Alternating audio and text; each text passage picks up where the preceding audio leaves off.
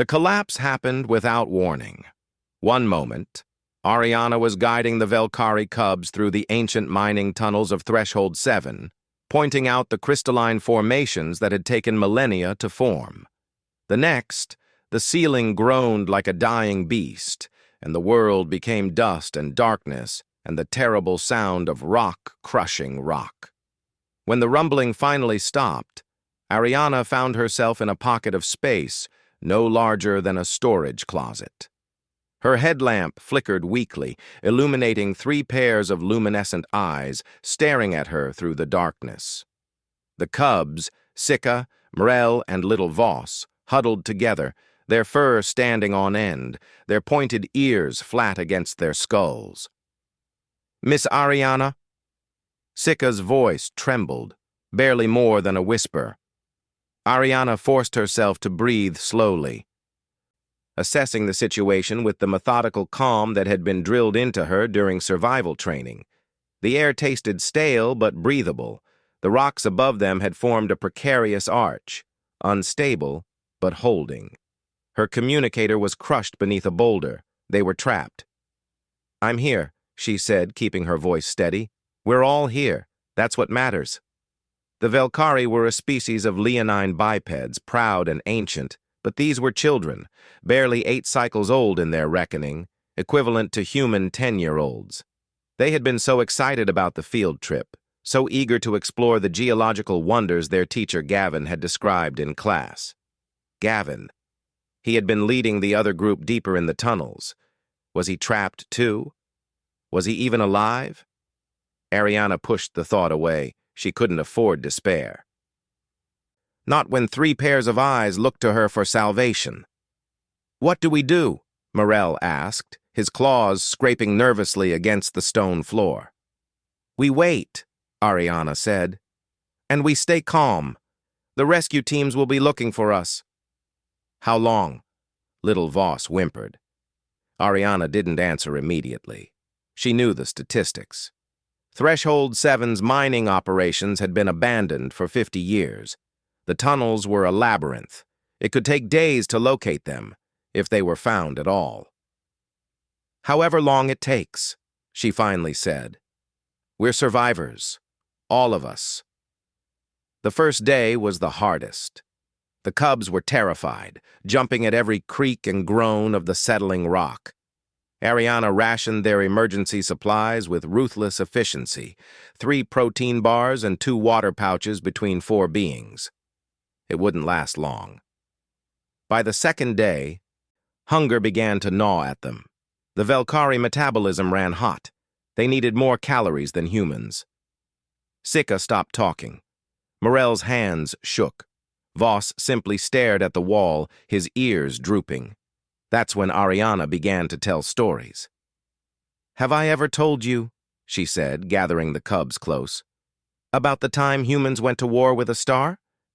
Sika's ear twitched. "That's impossible." "Is it?" Ariana smiled. "Let me tell you about the Dyson Rebellion, when corporate miners tried to cage the sun itself, and a handful of engineers said, 'No more.'"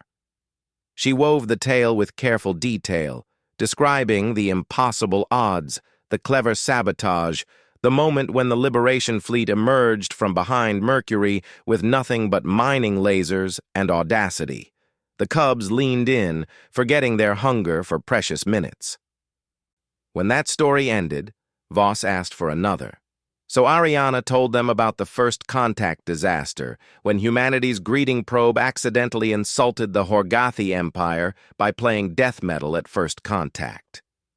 She told them about the lost colony of Kepler 442b, where settlers survived 3 years on nothing but algae and sheer stubbornness until rescue arrived. On the 3rd day, the headlamp died. They sat in absolute darkness, and Ariana felt the cubs' fear threatening to overflow into panic.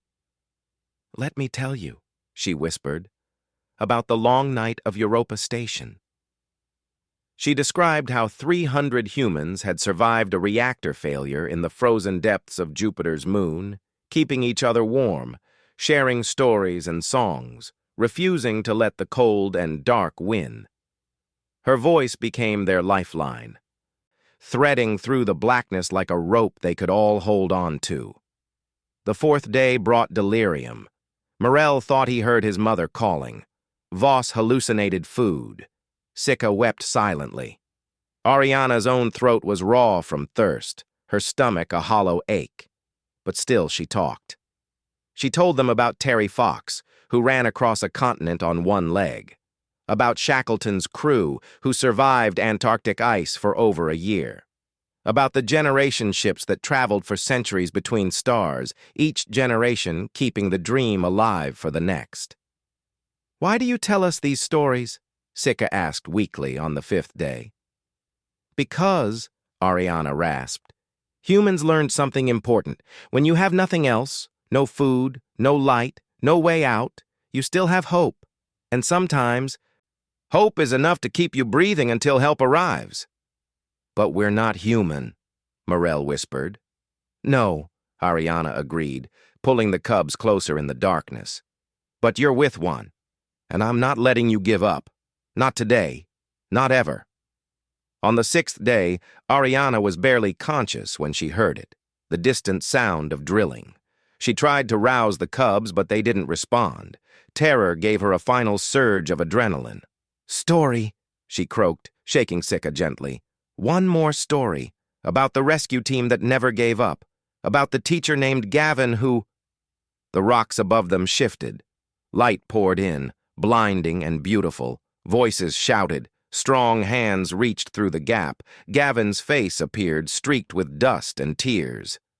"Ariana! God, Ariana!" "The cubs," she managed. "Get them first." They pulled the Valkyrie children out one by one, wrapped them in thermal blankets, started emergency medical protocols. Finally, they extracted Ariana, who could barely stand. Gavin caught her as she stumbled. "You kept them alive." "Stories," Ariana mumbled into his shoulder. "Just stories."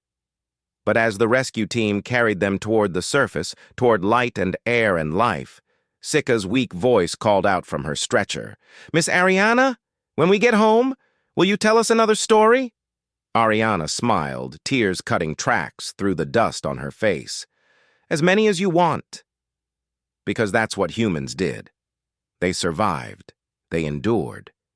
And they taught others that even in the deepest darkness, a story, a spark of hope, could light the way home.